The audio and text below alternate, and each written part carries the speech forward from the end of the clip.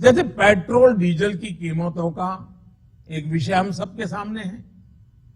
देशवासियों पर petrol diesel की बढ़ती कीमत का बोझ कम करने के लिए केंद्र सरकार ने एक्साइज ड्यूटी में कमी की थी। पिछले नवंबर महीने में कम की थी। केंद्र सरकार ने राज्यों से भी आग्रह किया था कि वो अपने यहां टैक्स कम करें और ये बेनिफिट नागरिकों को ट्रांसफर करें।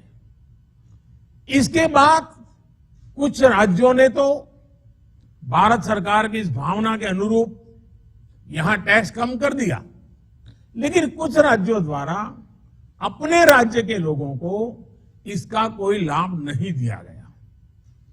इस वजह से पेट्रोल डीजल की कीमतें इन राज्यों में अब भी दूसरों के मुकाबले कहीं ज्यादा है।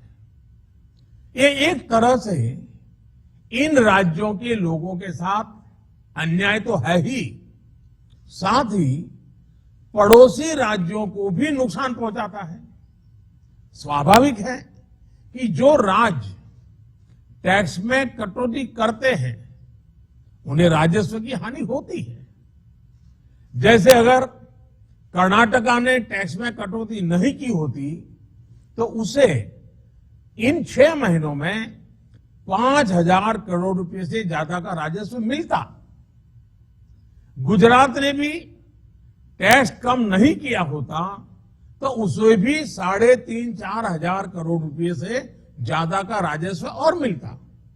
लेकिन ऐसे कुछ राज्यों ने अपने नागरिकों की भलाई के लिए, अपने नागरिकों की को तकलीफ न हो इसलिए अपने वेट में, टैक्स में कमी की, पॉजिटिव कदम उठाए। वहीं गुजरात और कर्नाटक के पड़ोसी राज्यों ने टैक्स में कमी न करके इन 6 महीनों में 3,500 करोड़ रुपए से लेकर के 5-5.5 हजार करोड़ रुपए तक अतिरिक्त राजस्व कमा लिया।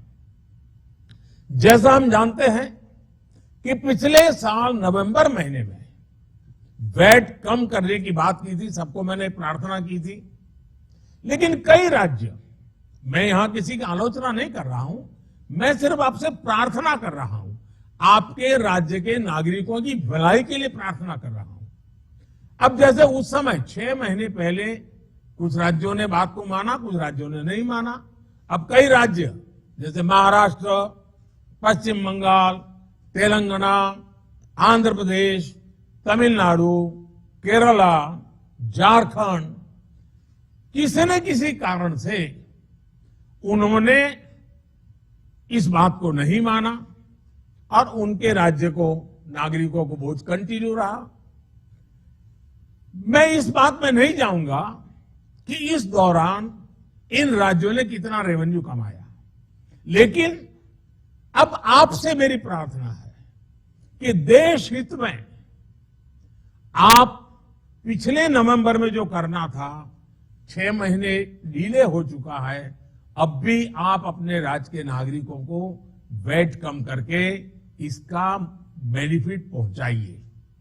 आप सब जानते हैं कि भारत सरकार के पास जो रेवेन्यू आता है उसका 42% तो राज्यों के ही पास चला जाता है। मेरा सभी राज्यों से आग्रह है कि वैश्विक संकट के इस समय में कोऑपरेटिव फेडरलिज्म की भावना पर चलते हुए एक टीम के रूप में हम सब मिलकर काम करें।